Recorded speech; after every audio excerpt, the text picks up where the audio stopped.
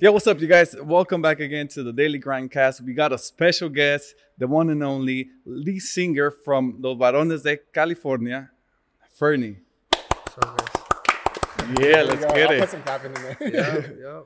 Yeah, what's up, Ferny? Well, it's been a while, man.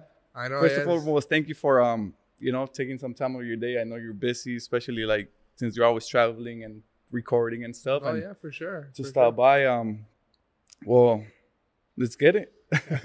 All right. Yeah, we've been busy, but we're being very consistent with bringing on people. So we're excited that I think you're the third or fourth this year, and we plan to have someone every single week. So we're booked for February. So keep in touch, guys, because if you want to come on, we're booked for February already. Try to reach out for us for March, but we might be booked already too. So we've been reaching out to people trying to get them on, and just like yourself, you said yes, so I'm really excited to hear your story, and I'm really excited for you being here. So thank you. Oh yeah, for sure. Thank you for having me. Thank you. So I would like to start with kind of like your upbringing. Like where did you grow up? How did you grow up? Did you have any struggles in between that? Just start from there, and then if we figure out any questions in between, we'll stop. Well, I grew up right here in Cudahy. Cudahy, it's like a small city right here nearby, right here from LA. Yeah. I mean, growing up, I was always in sports. Daniel too. I know he was in sports. We went to the same high school. So we're here to Bell. This guy went to Yeah, Bell. Oh yeah, you went to Bell. I just graduated like 15 years ahead of his kid. Dude, man, I graduated. Time flies already, huh? I graduated like 8 years ago? What class were you? 16. Wait, what class was that? So I was like 4 years behind you guys. Like That 3 was years 13. No, you didn't graduate 16. I know, 16, 2016. Oh, damn, dude. Yeah. I graduated 2009. Damn. Are you sure you're 26? Wait, how old are you? I just turned 26. I just turned 26. Damn, dude. Now I feel old, dude. 2009. Fuck, shout out to all the 90s babies, dude. But yeah, I mean, I was always in sports and music came into my life. Like I was like probably like 8. Well, when I actually got my first guitar, like around 8, and then it was just like I just had like a dream, obviously like anybody, you want to play in front of people and this and that. And I remember, I would just get home from school, like from practice, and I would just like pick up my guitar and just play like all day. Basically, that's what I would do. Nobody taught me how to play. The way I did it, I would like see like videos. I'll see how they put their fingers. I'll see what they'll do, and I basically just did that, So I kind of just like learned by myself, and when I was 12, that's when I like me and Pinto, we would walk around. We would literally walk around like the block from our house and look for parties. Like we'll just look for little family parties, and we'll literally just go pull up to the front of their house and just play. We just wanted to play, So you weren't shy at all as a kid? Yeah, I was shy because I didn't sing before. My friend, he would sing. Oh, okay. So you sing. just play? I would just play. Okay. I would just play guitar, and so I mean, everybody's nervous. Everybody gets shy at first, But yeah, like basically, long story short, sooner or later, once I was 15, I started like my first actual group, and we would play a couple parties, and from there I went to another group, Grupo Lección, and then from there I went with Caimanes. From Caimanes, I'm here now. So fast forward, there was a lot of stuff, but Sick. Man, that's crazy. I mean, did you have someone in your family who was also a musician, or my grandpa, he was a musician, pero una banda. He would play clarinet. He Oh, played okay. clarinet in a banda, but I mean, other than that, like not really. so it just So out there's of not that many interest? music. Yeah, there's not that many music people in your Not family. really. It was just my grandpa, and I didn't really know him. I didn't really know him. I just met him just one time. But it's not like you saw him play and got Never. inspired. Like, 'cause Never. usually artists kind of like they get inspired like that, right? Like someone in the family. Yeah, you know what? There was I do have a memory of like when that happened, when it all clicked for me. Yeah. I was at a family party from my dad's side, and I don't know if you remember Ráfaga Norteña, it was a local group, and I remember I sat there and I just watched them just play and make noise, and I was like, damn, I want to do it. I'll never forget that, because that was like, for me, that was a time like, you know what? That's dope. I would like to do that. Yeah. When you said that right now, I thought you were saying Rafa Caro. I was like, damn, dude, you saw them play? Ráfaga Norteña, yeah. But they were local, you saying? Like they were. Yeah, I don't know if they're still around, but that was a moment for me when I kind of realized like I want to do that too. Dang, okay. But tell us a little more, brother. You did mention like 4 other groups before where you at now? So like, tell us that journey, bro. How did one group came along, and how did you departed, and so on? So the first group, it was in high school. I met the coordinators for Ricky. It was from the baseball team, and another Ricky, the drummer. He actually played in the volleyball team. I would have to see him, bro. El Barbón, you remember him? No. Okay, anyway, so he was a drummer, and then we had a Gibby on tuba. Gibby was already like working like with bigger groups, so like we'll be like, damn, he's down to play with us.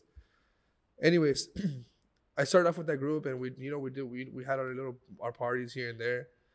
And one day, my brother played drums, and he was already with Grupo Lección before the name was Señal Directa. And basically, one time we met up, we went to go eat, and he was there. My brother, Juan, the coordinator, he was there, and he kind of just told me, like, hey, like, come over here with us. Like, let's work together. And I was like, you know what? Yeah. Like, it was a step up, you know? It was not because I wanted to leave the other guys, because they're still my friends, you know? But it was like I kind of just got to level up at this point. And so, yeah, I got with Elección. We changed the name to which is now Grupo Elección. And we worked for, I want to say, like 2 years. Probably like 2 years. And yeah, from there, I remember one time we played at a party. And there was Eric and Josmar, which is Gaimanes. And I remember, I've always wanted to play with the accordion, the tecla, like the piano accordion. Oh yeah, because we played with the button accordion, and it was badass. But I wanted something else. I was more hungry for something else. And so we met him that day. I remember, and Eric told me, he was like, hey, like it'll be badass. We play together. Like we should hang out sometime. Fast forward, I was kind of on my way out with Grupo Lección, and I hit him up. I was like, you know what, I'm gonna call him and see what's up. And that same day, I think like, hey, we should practice, yeah. And we played right at Shaq's house right there by in Cudahy. And from that point, it was history. Like I remember, like it just automatically clicked. Like all of us, like we just started playing from the first song. Literally from the first song, everybody would just like we played together, like, you know, like we played for a long time, like juntos, no practice. You know? You guys didn't practice or have rehearsals before? Yeah, that was the first practice. No, that was the first practice. From the first song, like it was like a oh my god moment. Have you guys seen that movie, The Dirt? The Dirt? The Dirt, yeah. No, but I know what you mean, because I remember once when I went to like some academy, I met some dude that we clicked. Like they thought we were best friends. They thought like we're like friends from. So I feel you. I know how it's that. Crazy. How that it's is. crazy. It just worked, you know. So, anyways, I played with them for like probably a year, and things didn't work out. And I went over here with Varones. Same thing. Like I had just had my first kid. He like right before I left. So he was born. I left. So I was like, damn, what am I gonna do? Like I don't know what to do. You know, I was working a regular job, like just delivering meat. Yeah. And my brother comes back to things. He was already with Varones, which was at the time Los Empresarios.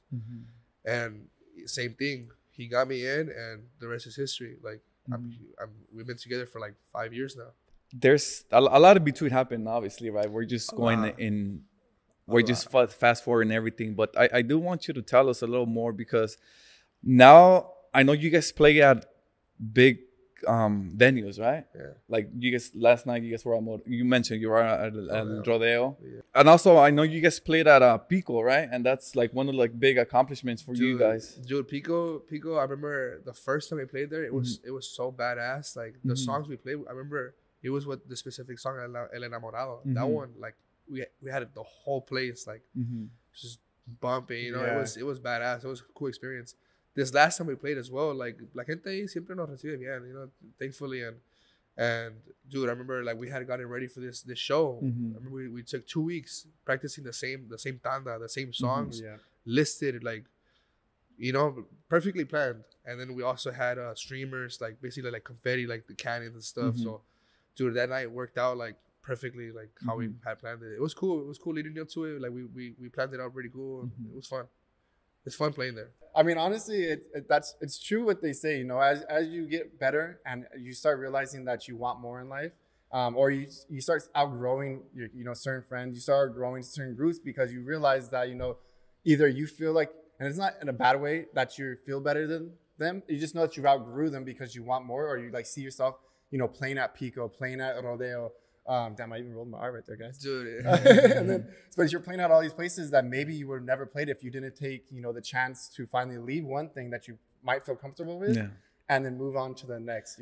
It's funny. It's funny you say that because I was just talking about that with my friend right now before I got here. We were talking about the same exact thing. How, I've lost not lost, but like I've lost contact with a bunch of friends and even family that I don't really like talk to anymore because, like you just said, there's some things that you got to do to kind of step up. It's never enough for in any aspect. Right. Like working out or trying to make more money or getting views or whatever it is. It's never enough. You're always looking for to level up, and it's true. I'm the prime example.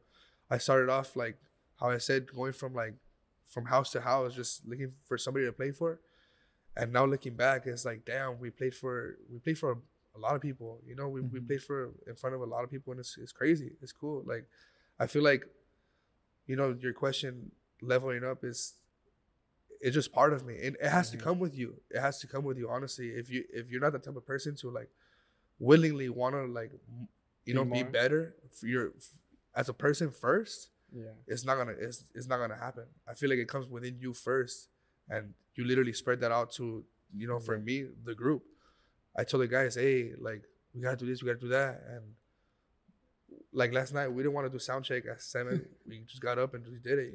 Yeah. I don't know. Sometimes we don't want to do things, but it's the fact that as Daniel always mentions too, is that he doesn't want to get up at 4 a.m. every day, but he does. Or dude, I see his stories every morning. I be getting home and he's barely going to the gym. I'm like, damn. Yeah. This guy. We honestly, that's the whole point of it. Like, sometimes you don't want to do it, but you do it because in the long run it's you gonna have benefit to, you. Exactly. Like, Daniel knows exactly what it takes. Like, for me, like my situation, like, dude, there's times where I don't spend holidays at home. I'm barely home sometimes. Like, my kids, this and this, like it's sacrifice, but dude, it's a big reward later on. Maybe not now. It's probably little crumbs, but once we get to where we want to be, that's gonna be a game changer. How many kids do you have? I have two. I have a 5-year-old and a 3-year-old. And with that being said, what you just mentioned, how has that are you married, single? Yeah, estoy juntado.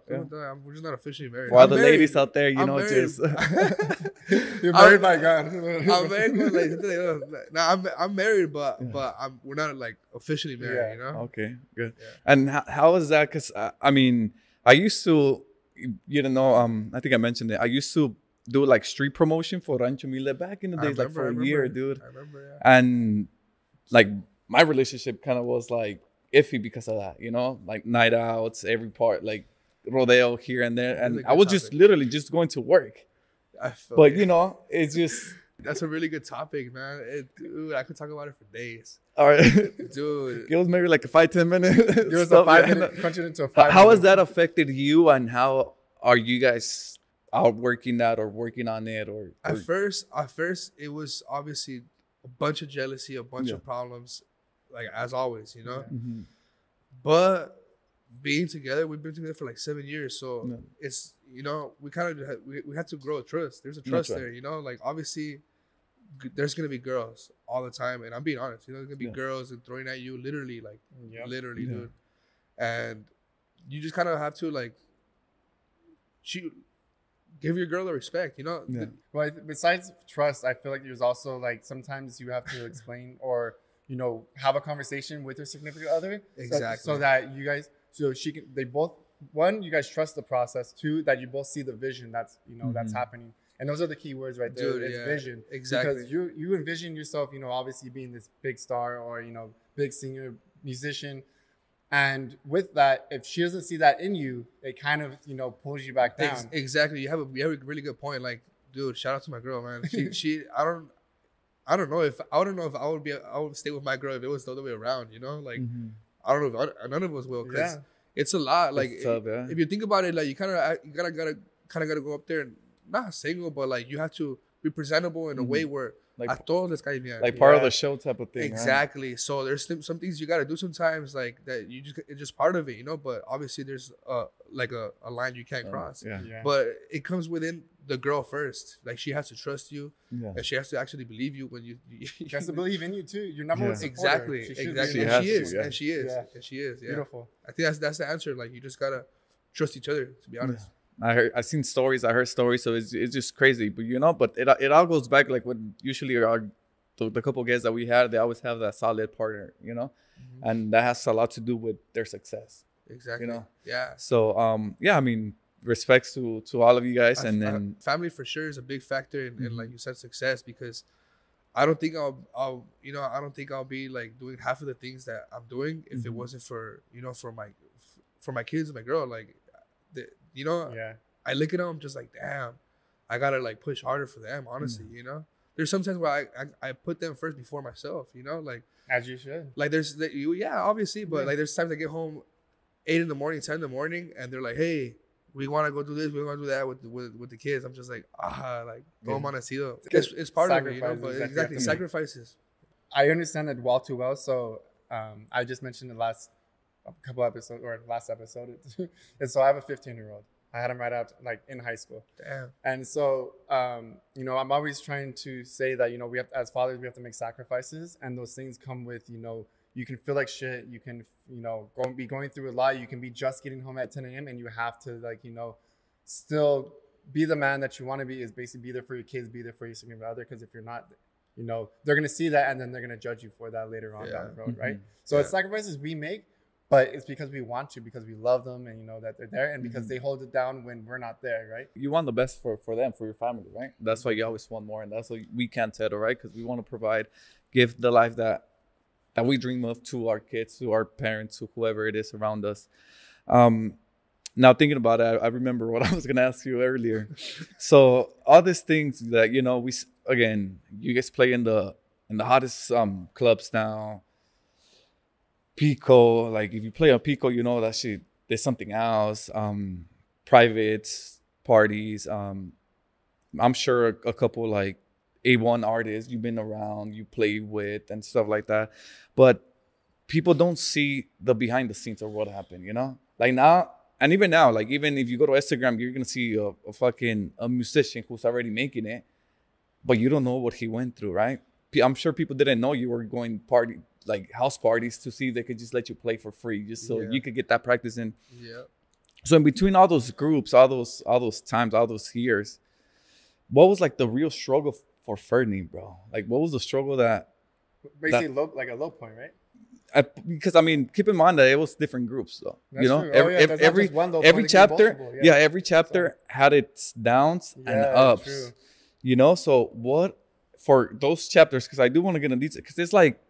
Yeah, it's not like a soccer team. Right here, if let's say another bigger group comes and this is the opportunity he's been waiting for, he's either gonna take it or he's gonna see. Okay. You know what I mean? So I want to hear more of that story that made the Ferny that you are now, bro.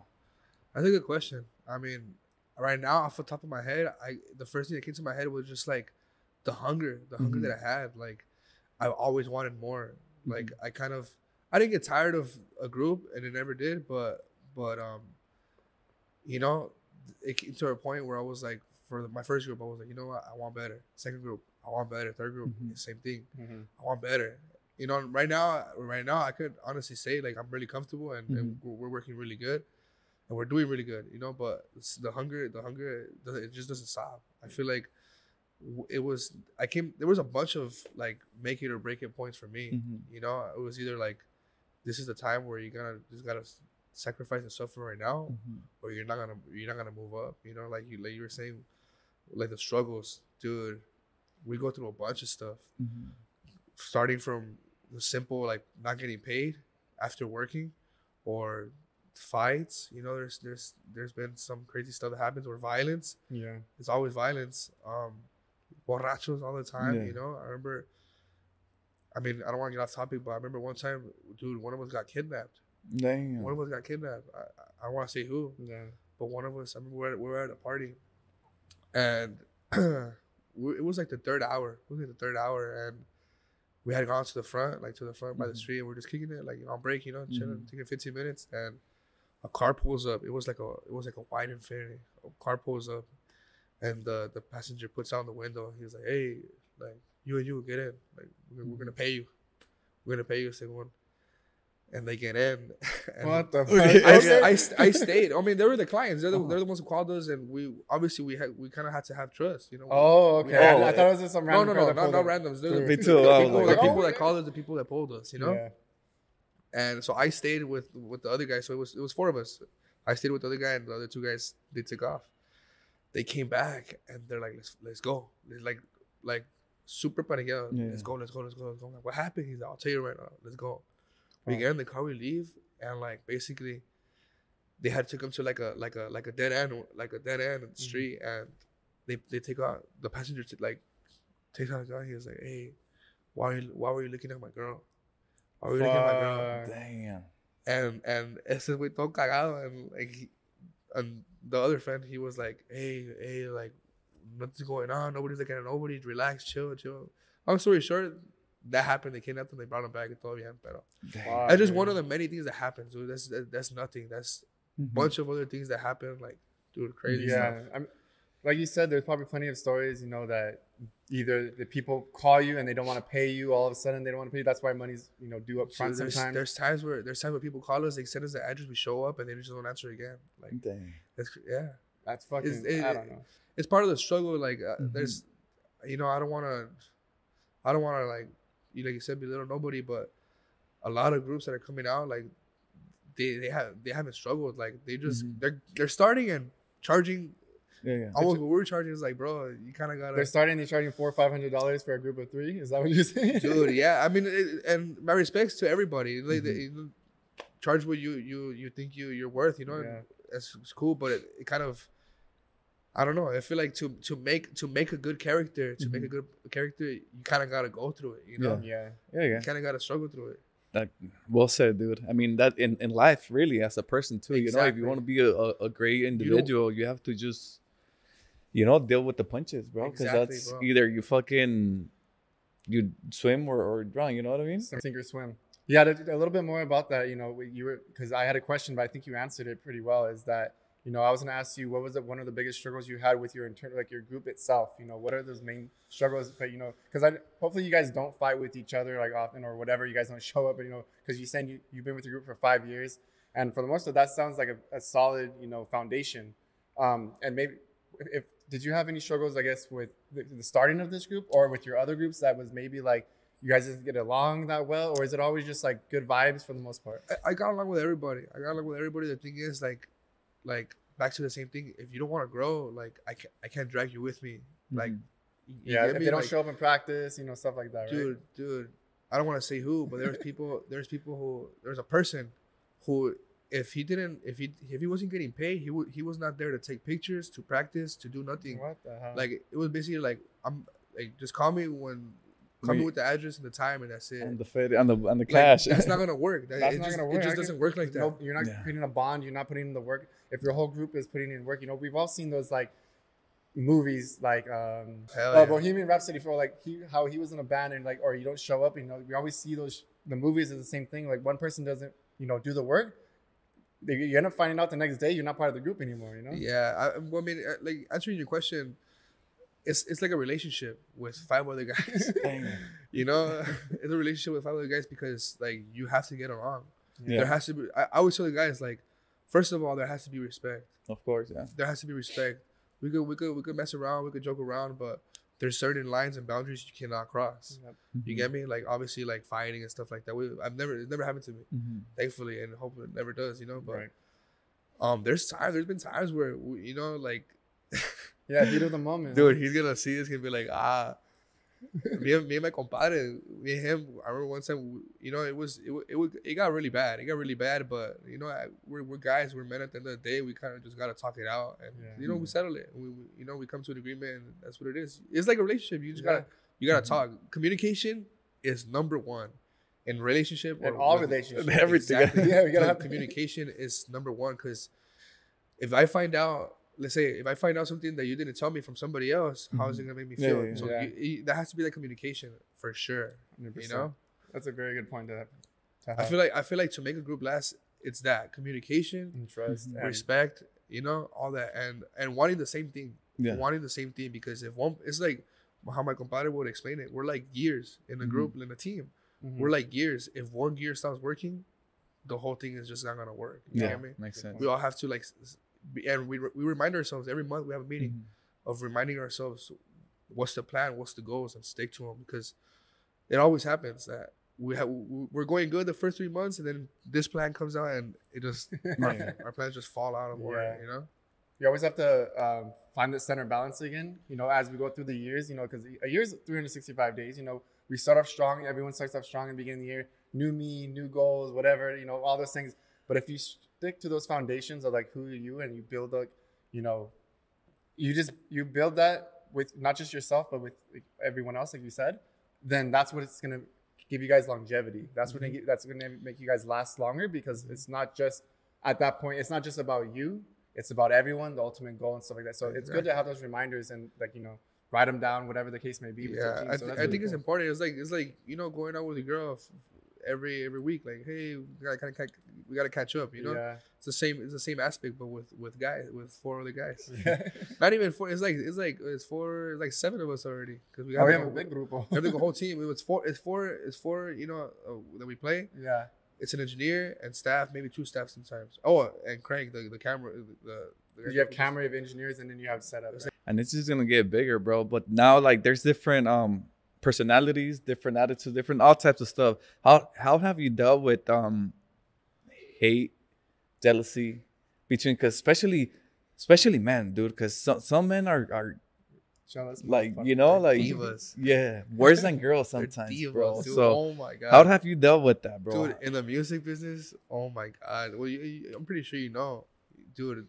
It's a war. It's a war for sure. You know, how the way I've dealt with it is, honestly, I don't pay attention to it. Like, I just don't pay attention. It's easy said than done. Yeah. Because when they're there, like, for example, a lot of people compare us to the other Varones, like with that.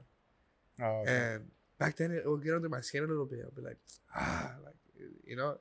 But now it's just like, it is what it is, bro. Like, what are we gonna do about it? We have to set the bar. We have to make the difference, you know. But like, dealing with the hate, honestly, I just don't pay attention to it. I don't let it bug me, you know. Like, ever since like last year, I started, like, you know, working out like kind of every day. I get to a point where, like, you know what, it's gonna mess with me mentally. Why do I care about it? Why give it that energy? It's literally not gonna help me at all. I don't get nothing good out of it, you know. Yeah. There's some people that you know are in a bad place, and they just talk a lot of shit. That's what it is. That's just who they are. I understand that there's good and bad people, and that's what it is, you know. Yeah, no, definitely, dude. And that's what I tell everyone, right? Like, if it's negative and it's not gonna improve your life, don't mention it. Don't put attention to it, and don't even waste time. Because at the end of the day, we just want to grow. Yeah, I want to see you win. I want to see this guy win, and everyone around me win. Exactly, bro. That's important. Like, and it's important that, you know, everybody around you is the same way. Because you don't want to be, you don't want to be around one guy. You know, let's say you have a group of friends that are, you know, everybody gets along. There's just one guy that siempre anda you know, siempre like talking shit about people, or because we all know him. We just try to stay away from them, because it kind of just like set the pega. You know, the negativity. It's real. That's just real. Yeah. Like, that negativity, it could stick on you, and you know, I don't want that. It's like wildfire, honestly. Freaking negativity spreads faster than positivity, which is crazy to me. Dude, it's like so hard to stay positive. Dude, I've always said that, like, music is pa compartir, no pa competir. Yeah. Music is to share, not to compete. You know, and it could be the same for everything else. You know, like, it's how you said it. It amazes me how, like, people are so quick to talk bad, but they cannot, like, give you a tip, like, hey, you should do this better, or this is what you could do, or help you out genuinely. You know, because I've seen in the music, nobody wants you to do better than they're doing in life. Well, in life. Dude, nobody wants you to do better.